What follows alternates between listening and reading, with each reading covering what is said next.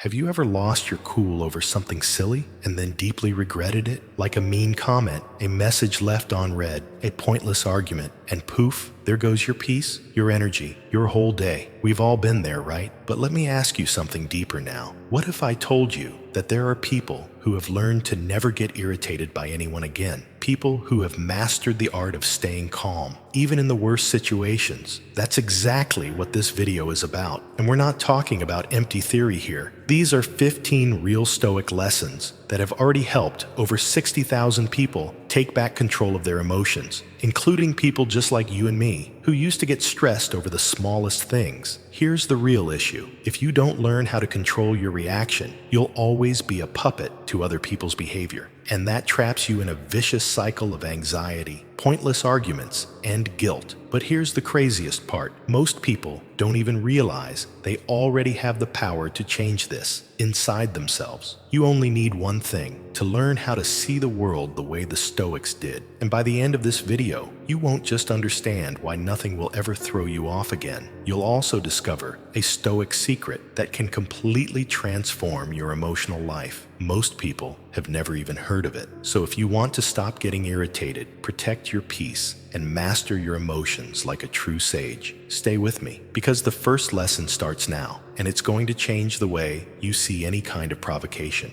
You only get offended because you choose to be. Have you ever stopped to think that emotional pain doesn't always come from what happens, but from how you interpret what happens? This hits hard for a lot of people. We tend to think the offense lies in what someone else said or did, but to Stoic philosophy, the offense is born within us. Marcus Aurelius, the emperor and philosopher, once wrote, "If you are distressed by anything external, the pain is not due to the thing itself, but to your estimate of it, and this you have the power to revoke." Picture this: someone calls you useless in front of others. Most people would react with anger, sadness, or wounded pride, but the Stoic asks himself, is what they said true? Does it affect my character? Do I allow this to steal my peace? If the answer is no, he simply refuses to be offended. The philosopher Seneca drives the point home. We are more often frightened than hurt, and we suffer more from imagination than from reality. That's the Stoic essence. Emotional pain doesn't come from events, but from our judgment of them. Offense is a choice. Hard? Yes, but that's the exact mental discipline that sets you free. Think about how many times you gave away your peace because of a silly comment. How many days have been ruined by a look, a tone of voice, or even silence? Now imagine how your life would feel if you stopped allowing that. True emotional freedom begins the moment you decide not to be offended. And what if self-control is the key to that freedom? Because in the next topic, we're going to explore the hidden power of self-control and how it can turn any chaos into calm. But before we move on, let me invite you to something that has already shifted the mindset of thousands of people here on the channel. If this content made you reflect in any way, drop a comment below. Today, I choose to take control. It's not just a phrase, it's a silent commitment to yourself. And when you write it, it's like telling the universe, I'm ready to change. And believe me, that one simple action could be the beginning of your transformation. Self-control is the greatest strength. Are you a slave to your emotions or the master of your mind? That's the question that separates the ordinary from the extraordinary in Stoic philosophy. The Stoics believed that true freedom begins when you gain control over your own reactions. Epictetus, one of the greatest Stoic teachers, said,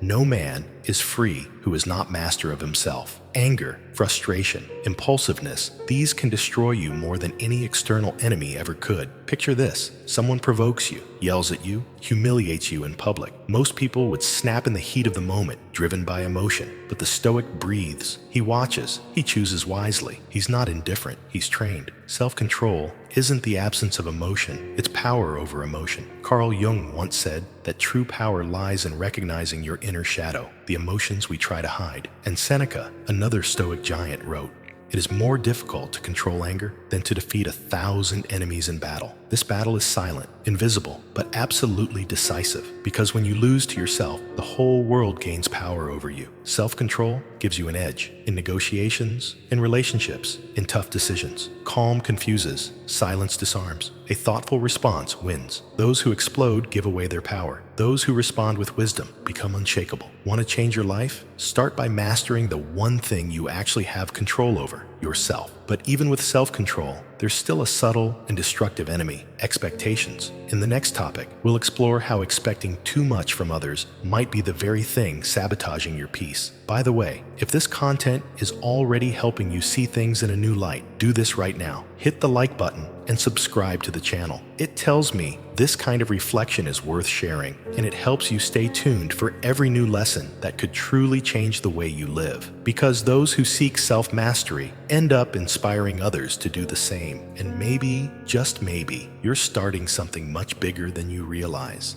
Expectation is the seed of frustration. Are you really disappointed, or were you just expecting too much from someone who couldn't give you what you wanted? This might be one of life's most painful blows, expecting something from someone and getting the exact opposite. Expecting loyalty and being betrayed, expecting support and being ignored, expecting respect and getting indifference. But the Stoics understood something powerful. More often than not, the problem isn't the other person, it's the expectation we created. Zeno of Citium, the founder of Stoicism, taught, "He who expects to find good in others will live in constant sorrow." Harsh? Yes, but real. People are who they are, full of flaws, stories, beliefs, and choices that don't fit into our personal standards. When we expect someone to think, feel, and act like we do, we place our peace in the hands of something we can't control. Picture this. You trust a friend with a deep secret. You expect discretion, but they expose everything. Frustration feels inevitable. But what if, instead of giving your peace away to expectation, you accepted that people make mistakes, that they might fail, that they're not obligated to meet your ideals? That changes everything. Michel de Montaigne once said, "We suffer not from what others do to us, but from what we expected them to do." That perspective is liberating, because when you release the weight of expectation, you make space to accept people as they are, without letting that steal your inner peace. Stoic philosophy doesn't ask you to be cold. It asks you to be emotionally intelligent. Lowering expectations isn't giving up on people. It's protecting yourself. It's loving freely, trusting wisely, and living with maturity. Will you still be disappointed sometimes? Of course, but far less often, and never in a way that destroys you. Want a strong mind? Start by expecting less from others and more from yourself. But what about when people deliberately try to provoke you? In the next topic, we'll talk about the power of indifference and why not reacting might just be your greatest strength.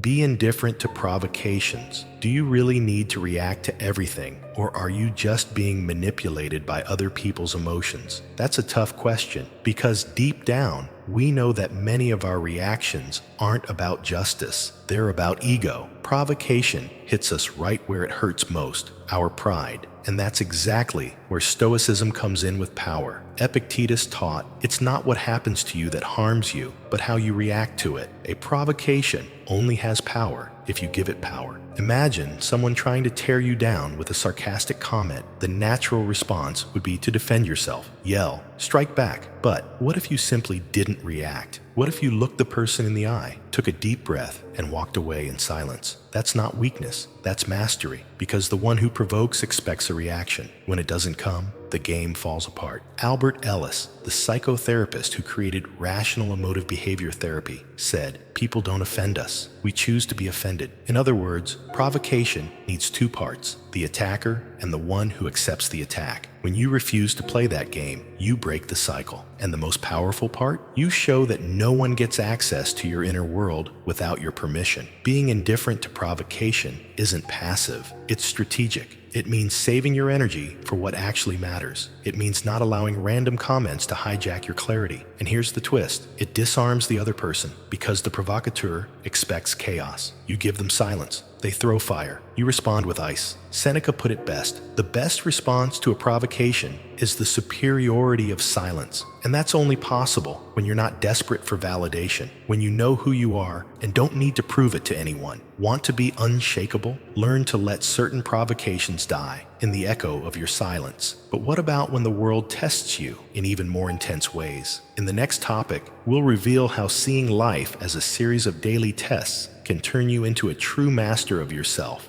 Every challenge is a disguised test. What if Instead of complaining, you saw every hardship as a secret test from the universe to make you stronger. This simple shift in perspective can completely change your journey. The Stoics believed that life doesn't happen against us. It happens to shape us. Every difficult situation, every offense, every unexpected twist is an opportunity to train your virtue. Marcus Aurelius put it perfectly. The obstacle in the path becomes the path. Think about a hardship that shook you, a breakup, an injustice, a financial loss. Now, with some emotional distance, what did you learn from it? If your answer is nothing, you missed a chance to grow. But if you gained wisdom, resilience, or clarity, then that pain wasn't in vain. It was a test, cleverly disguised as failure. William James, the father of American psychology, once said, "The greatest discovery of my generation is that a human being can change his life by changing his attitude." The Stoics knew this centuries before. To them, the world wasn't a place of comfort.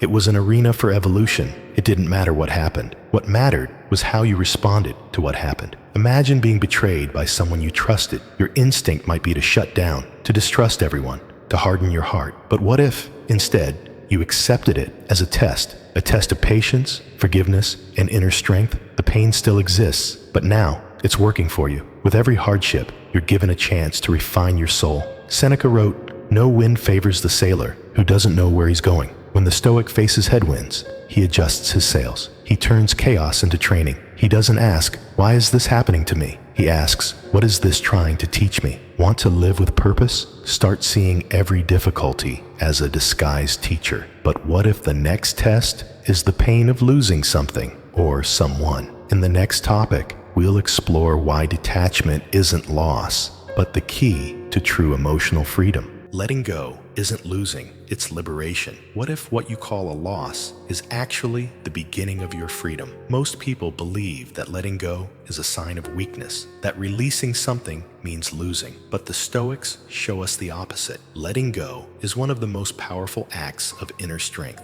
Because when you release what you can't control, you reclaim yourself. And when you cling to the uncontrollable, you lose your peace. Epictetus said, "Do not seek for events to happen as you wish, but wish for them to happen as they do, and your life will flow serenely." That is the essence of Stoic detachment, letting go of the illusion of control. It's not about indifference or coldness. It's about wisdom, understanding that nothing is permanent, that everything can change at any moment, and that doesn't have to destroy you. Think about someone you love deeply who left, or a project that once felt promising that fell apart. You got attached, you built expectations, and when reality didn't match them, suffering followed. But now, imagine you had known from the beginning, nothing and no one truly belongs to you. Everything is temporary. How would that pain feel? Nietzsche, influenced by Stoic thought, once wrote, "All that is necessary for happiness is to stop being enslaved by what is temporary."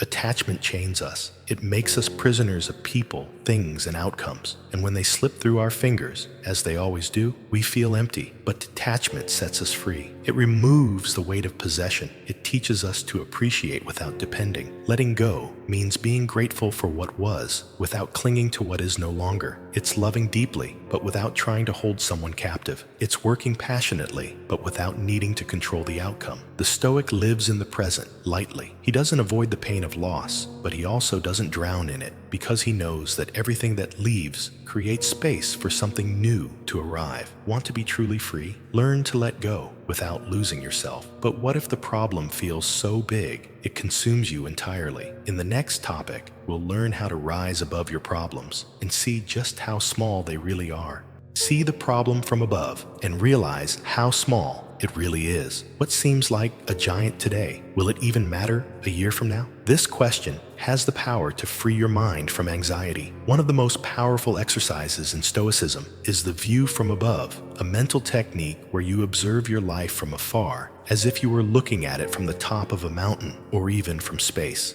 And what happens when you do this? What once felt enormous becomes small, insignificant. Marcus Aurelius practiced this in his meditations, writing, "Look at the infinite time and the vastness of space. Everything that happens is like a leaf blowing in the wind." Now picture a problem that's been occupying your mind, maybe a debt, an argument, a mistake from the past. Mentally, take a step back, then another. Imagine observing your life from the top of a building, then from a plane, and then from Earth's orbit. Is the problem still big? Of course not. You changed your perspective. Blaise Pascal once said that human beings are thinking reeds, fragile in nature, but powerful in awareness. And it's this very awareness that allows you to choose where to put your focus. Because what you focus on grows, but what you place in perspective shrinks. The Stoics understood that many of our sufferings come from overvaluing things, giving too much importance to what doesn't deserve it, turning a glass of water into a storm. Modern neuroscience agrees. Lisa Feldman Barrett explains that the brain gives meaning based on context. If you change the context, you change the emotion. When you train your mind to see things from above, you gain clarity. You breathe better. You make better decisions, not because the problem disappears, but because you remember that you are bigger than it. Perspective is a silent medicine, an antidote to drama, and a tool of wisdom. Want peace? Learn to take a step back before you react. See from above before you dive in. But there's something even more powerful than seeing a problem as small. In the next topic, you'll discover how calm, yes, calm, is your secret weapon against the chaos of the world.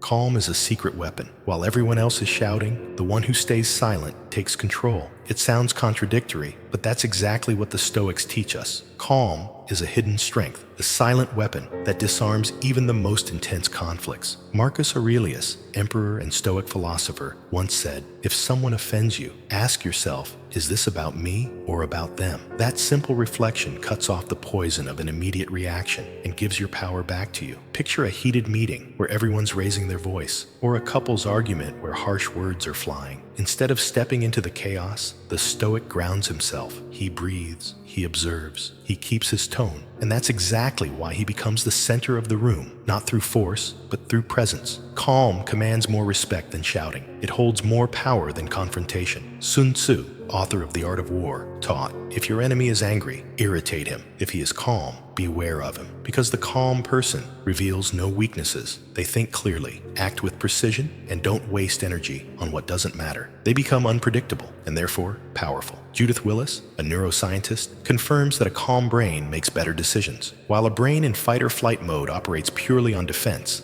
a peaceful mind taps into reason, creativity, and strategy. In other words, the calm player is operating on a higher level. But calm takes training. It's not the absence of emotion.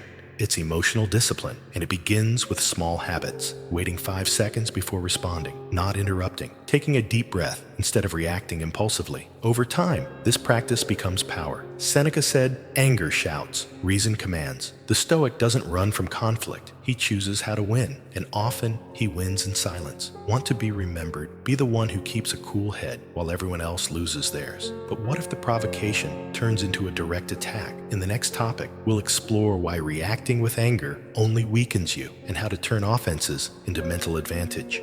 Don't react with anger. Play with your mind. The one who gets under your skin controls you. The one you ignore disappears. That's the invisible math of anger. The provocateur doesn't actually want to hurt you. They want to control you. And every time you explode, you're silently telling them you win. The Stoics knew this better than anyone. That's why they taught, if someone angers you, the problem is not in them, it's in you. That quote from Epictetus hits deep because it forces us to take responsibility for our own reaction. Anger is a short-term emotion. Intelligence is a long-term game. And the Stoic never plays on impulse. He plays with his mind. Every provocation is an invitation to lose your balance, but it's also a test. Who's in control of your reaction, you or the other person? Viktor Frankl, Holocaust survivor and founder of logotherapy, once said, between stimulus and response, there is a space. In that space is our power to choose our response. In our response lies our growth and our freedom. That space is where the Stoic lives. It's where he breathes before acting, where he observes before speaking, where he wins by not playing the enemy's game. Imagine being insulted. Sure, you can strike back, but that puts you on their level. As Musonius Rufus, Epictetus' teacher, once said, the best revenge against a provocateur is not to become like them. Dignity is the most powerful response, because when you stay calm, steady, and clear, you reveal the other person's imbalance. This isn't passivity, it's strategy. The Stoic turns insults into training, criticism into armor, injustice into mental resilience. He learns to think like a chess player, not a street fighter. Want to win without getting dirty? Master the inner game. Reacting with anger is predictable. Responding with strategy is unbeatable. Want to master total emotional control? Learn to make anger your invisible ally and use silence as your sword. But what about when life reminds you how fragile and temporary everything is? In the next topic, we'll explore why remembering death might be the key to living with more presence and purpose. Remembering death is the secret to living fully. What if everything you love, everything you own, and even who you are could disappear tomorrow? Frightening? Maybe. But to the Stoics, this is the most powerful truth of all. The awareness of death, the famous memento mori, isn't about living in fear. It's about living with urgency, focus, and gratitude. Marcus Aurelius, emperor and Stoic master, wrote in his journal, "You could leave life right now. Let that determine what you do, say, and think." This idea isn't morbid, it's liberating, because once you truly understand that time is short, you stop wasting energy on things that don't matter. You stop holding grudges over nonsense. You stop living trapped in resentment. You stop postponing your dreams. You start living with intention. Think about it. How many times have you worried about the opinion of someone who won't even be in your life a year from now? How many pointless arguments? How many words of love did you keep to yourself, all because you assumed you had time? But Stoicism teaches, live as if time were limited, because it is. Horace, the Roman poet, coined the phrase carpe diem, seize the day, and Seneca added,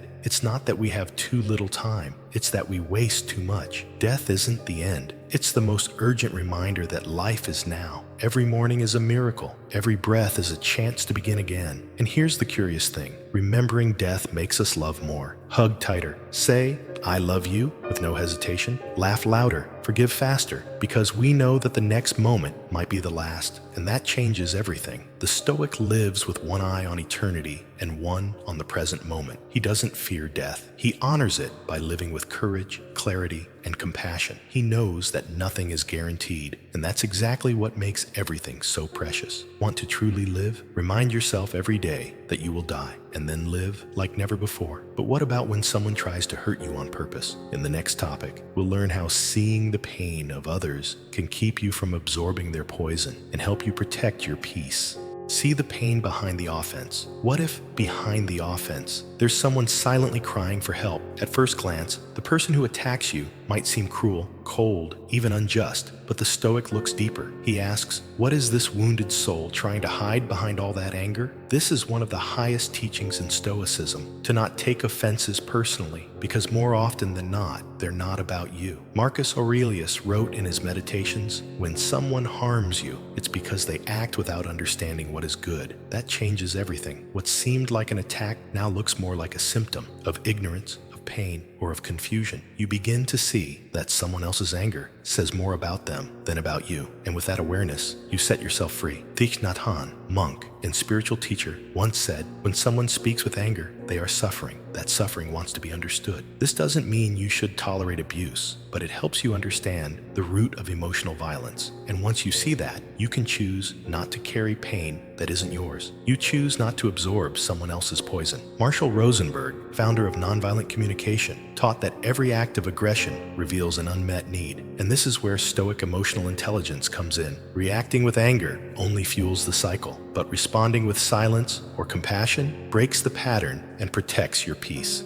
This isn't weakness, it's greatness. Imagine a battlefield. The other person shows up armed with criticism, sarcasm, and offense. You respond with balance, with neutrality, with calm strength. What happens? They lose control because they were expecting a mirror and found a wall of maturity instead. Seneca once said, "The best revenge is not to become like your enemy." That is the true Stoic defense. Emotional armor that understands the one trying to hurt you is already hurting inside. Want to stop getting wounded by others? Learn to see the pain they're hiding and stop carrying it within yourself. But there's a shield even more powerful. In the next topic, you'll discover why gratitude is the soul's invisible armor and how to cultivate it even in the darkest days.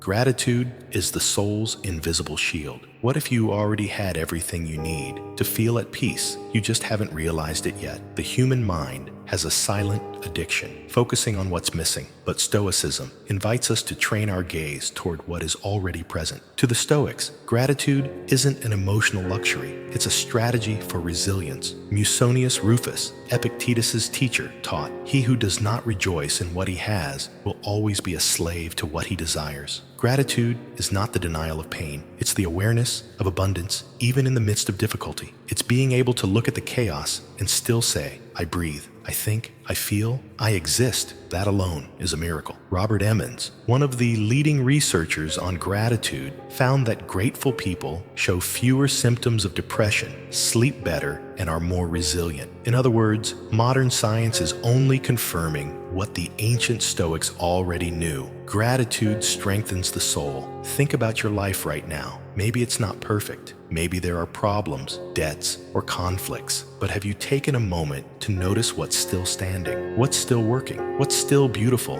even amid the ruins? Seneca wrote, "Nothing is more honorable than a heart that recognizes the value of what it has." Gratitude shifts your focus. It pulls you out of scarcity and brings you back to center. You begin to notice the little things: a warm cup of coffee, sunlight on your skin, a hug, a simple message. These details become anchors. They become shields. And the most powerful part? Gratitude cannot coexist with anger, envy, or despair. When you're truly grateful, you're protected. Even on the darkest days, there is light if you know where to look. Gratitude isn't just for victories. It's for surviving, for continuing, for growing. It's for the simple fact that you're here now, evolving. Want to walk through life's storms with a peaceful soul? Make gratitude your invisible shield. But what about when you just can't change something, no matter how hard you try? In the next topic, we'll learn from the Stoics how acceptance can be the gateway to true inner freedom.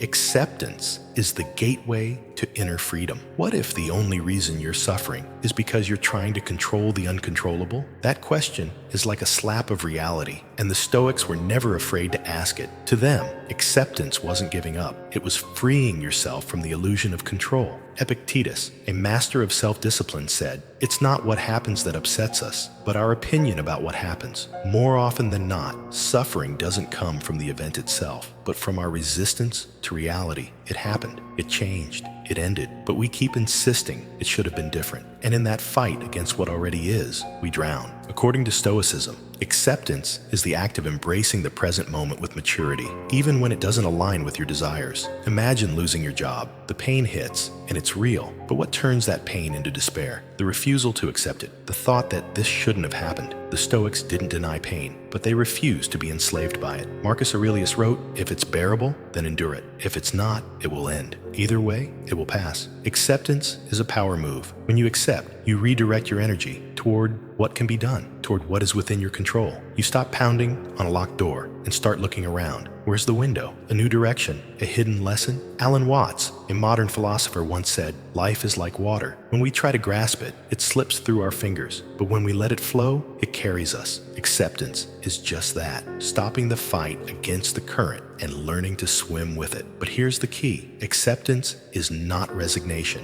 It's recognizing what you can't change and acting with strength where you still have choice. That distinction is what makes the Stoic unshakable. He's not apathetic. He's emotionally efficient. Want to be truly free? Accept what you cannot change and focus your power on what you can transform. But what about when life tests you with truly deep pain? In the next topic, we'll understand how resilience is built and why every fall can make you more unstoppable. Resilience is forged in adversity. What if the pain you're living through right now is the training that will make you unbreakable tomorrow? Stoicism doesn't promise a life without suffering. On the contrary, it prepares us to face it with our heads held high. True strength isn't born when everything is going well. It's forged when you choose not to fall apart in the middle of chaos. Epictetus, who lived as a slave before becoming one of the greatest Stoic teachers, said, "It's not what happens to you that matters, but how you react to it. That's the essence of resilience, turning pain into wisdom and failure into strength." The Stoic doesn't run from the fall. He learns how to fall better. Think about the biggest lessons in your life. How many came during peaceful times? Almost none. It's in the losses, the forced restarts, the unexpected hits that the soul is shaped. Stephen Southwick, a psychiatrist who deeply studied resilience, found that the strongest people emotionally aren't the ones who avoid pain, but the ones who face it with purpose. The Stoic sees each challenge as a training ground, a test, a chance to grow. He asks himself, what is this trying to teach me? How can I become better because of this? And that mindset changes everything, because even in the worst situations, he never feels powerless. Seneca wrote, "Sometimes, even to live is an act of courage." And it truly is. When everything feels dark, moving forward demands more than physical strength. It takes clarity, purpose, and faith in your own evolution. Resilience is the combination of acceptance and action. It's knowing that pain will come, but it doesn't have to last forever, that the blow may hit you, but it doesn't define you. And the most powerful part? Resilience is trainable. Every time you choose to keep going, even without guarantees, you strengthen the muscle of your soul. You become more solid, more centered. Life will test you, but you get to choose whether those tests will break you or rebuild you. Want to be unshakable? Learn to turn every fall into momentum. But there's one silent secret the Stoics kept to sustain this strength day after day. In the next and final topic, we'll reveal why simplicity is the ultimate path to lasting peace.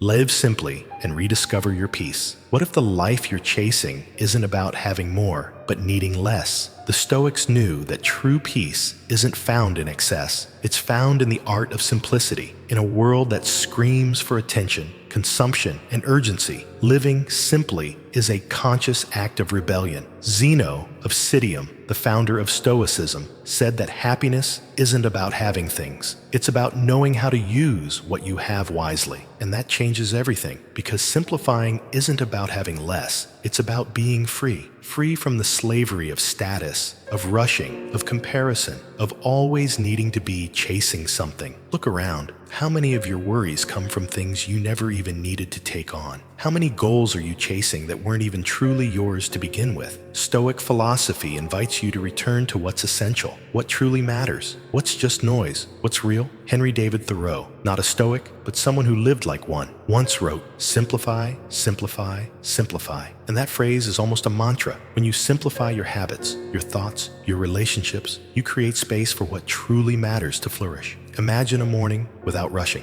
a conversation without your phone, a deep breath without the urgency of the next task. That's peace. That's presence. And the Stoic lives in that state, not because the world has slowed down, but because he chose not to be a prisoner of unnecessary complexity. Seneca warned, "It is not the man who has too little, but the man who craves more, who is poor." Simplicity is abundance in the form of clarity. It's the end of mental excess. It's the reclaiming of the soul. Do you want more peace? Cut the unnecessary. Lower the noise. Return inward, because there, in your essence, without masks, without distractions, is where you'll rediscover who you really are. And that reunion, my friend, is the most powerful form of freedom there is. Have you ever stopped to think that maybe your greatest enemy is the way you react? It's hard to hear, I know, but it's also freeing, because now you know you're in control. You've just learned 15 Stoic lessons that aren't just nice words on paper. They work. They've worked for thousands of people, and now they can work for you too. But here's the most important part, and I need you to really pay attention. Every single day, life is going to test you with criticism, with setbacks, with difficult people. And in those moments, you'll have a choice. Go back to the old patterns or apply what you've learned here. So stay sharp. Because the biggest mistake people make is thinking that just understanding is enough. But a true Stoic isn't the one who knows it all. It's the one who puts it into practice, even when the world is trying to shake them. If you've made it this far, that already says a lot about you. It shows that you're not just another person passively consuming content. You're actively seeking to grow, to evolve, to master yourself. And for that, you have my respect. Few people make it to the end. Even fewer truly want to transform. Now, if this video helped you in any way, if it made you think differently, breathe a little easier, or understand something that used to hurt, do yourself and me a favor. Hit the like button and subscribe to the channel right now. That way, you'll keep getting content that strengthens your mind and your soul. And I'll know this message is resonating with your journey. Oh, and if you want to leave a comment but don't know what to write, just type gratitude. That one word tells me you made it all the way, and that we're walking this path of growth together. Stoicism still has so much to teach you, and the next lesson might be the one that changes everything. So that next video, it's for you. Click it, take a deep breath, and come with me, because your Stoic transformation is only just beginning.